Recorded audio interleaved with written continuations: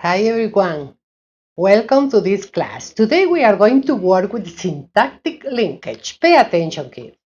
Syntactic linkage refers to the device used by speakers to signal which words can be linked to form a phrase and which phrases can be linked to form coherent clauses, and when we can join clauses to form sentences. Syntactic linkage devices are agreement and government. These two phenomena are important in all spoken languages, especially in languages like Spanish. However, in English, agreement also plays an important role in the production of coherent language. Agreement is a form of cross-reference between different constituents of a sentence or phrase. Cross-reference means the relationship existing between constituents. If the verb is singular, the subject must be singular.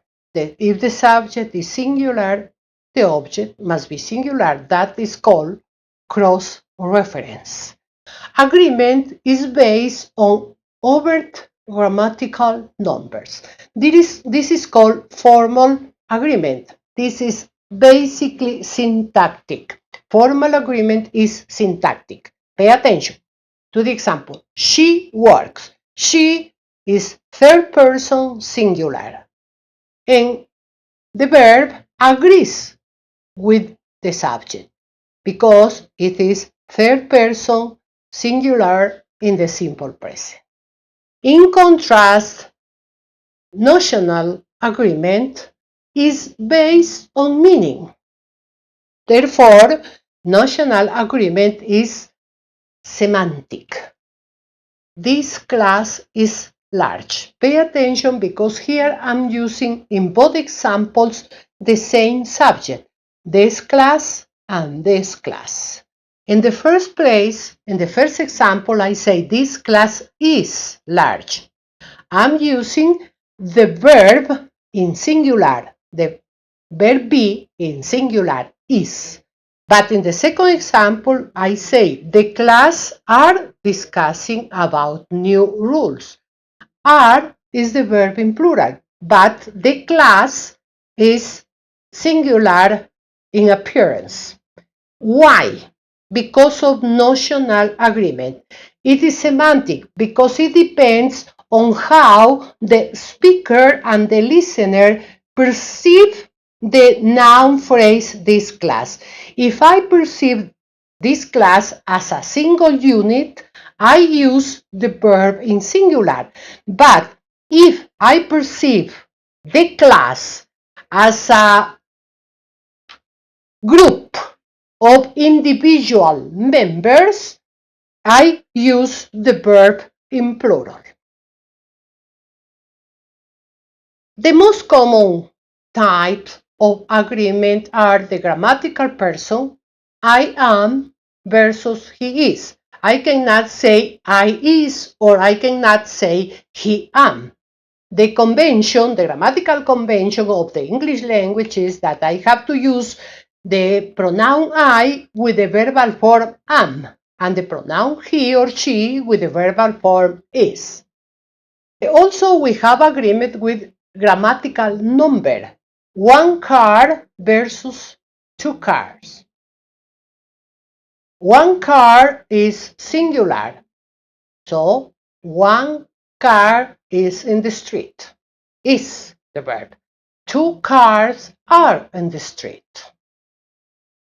I am versus we are. I refers to a single entity and we refers to some entities. I am at school. We are at school. Grammatical gender. Gender is also present in English, but it is not as productive as it is in Spanish, for example. But we have gender in English. We do have gender in English. Pay attention to the example. Jenny loves her cat versus Jimmy loves his cat. Jenny is feminine, is a name for a lady, and Jimmy is a name for a man. So Jenny agrees with her and Jimmy agrees with his. Pay attention to the grammatical case. I told him versus he told me. Pay attention to the subject, I. I is a nominative pronoun, while him is an object pronoun.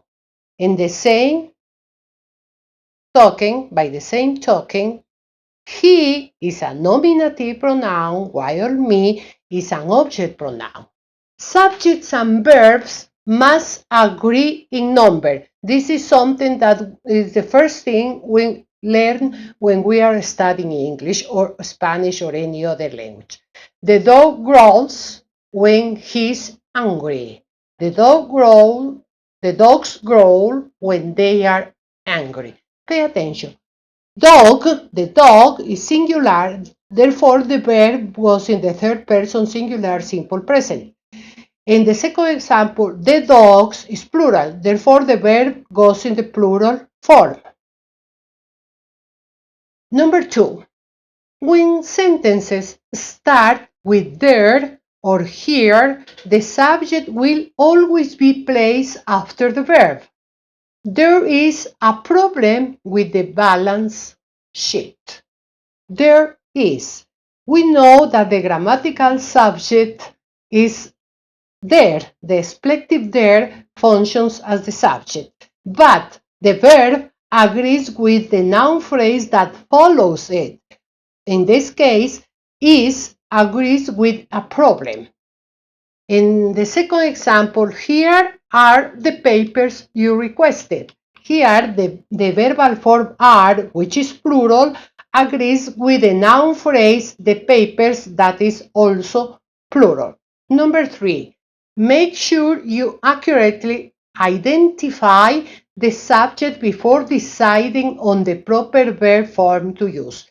This is something basic in syntactic analysis, to identify the subject. Does Lefty usually eat grass? We are talking about a cow, okay? It's the name of a cow. Does Lefty usually eat grass? Pay attention to the question. Here, the auxiliary shows tense, not the verb. The auxiliary is in the third person, does, but the verb is in the verb form, eat, not eats, but eat. Where are the pieces of this puzzle? Are refers to the pieces. The pieces, the noun phrase, the pieces is plural. Therefore, the verb is also in plural form. Number 4, when gerunds are used as the subject of a sentence, they take the singular verb form. But when they are linked by the conjunction and, they take the plural form. Pay attention. Standing in the water was a bad idea. Standing in the water is the subject, and was a bad idea is the verb phrase. Swimming in the ocean and playing drums are my hobbies. Here we have two noun phrases, swimming in the ocean and playing drums, joined by the conjunction and, therefore they take the verb in plural. Number 5, indefinite pronouns typically take singular verbs. In fact, everybody, everyone, someone, somebody, nobody, etc. go with the verb in singular. Pay attention to the example. Everybody wants to be loved. except for the pronouns few, many, several, both, all, and some. They always take the plural form of the verb. Look at the example. Few people were left alive after the flood. Few animals were left alive after the flood. We can use few with different identities. Government is the other phenomena in syntactic analysis. However, government is not very productive in English.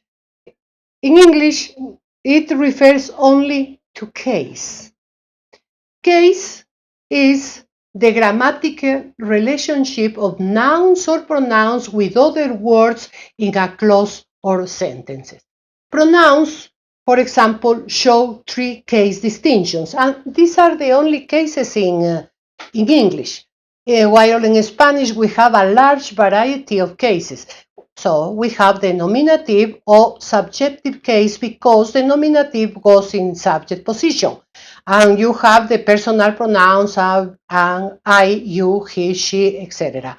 The genitive or possessive indicates possession, my, your, his, her, our, their, and the accusative which goes in object position, me, you, him, her, us, and them. These are the different cases that we can observe in English. Thank you and God bless you.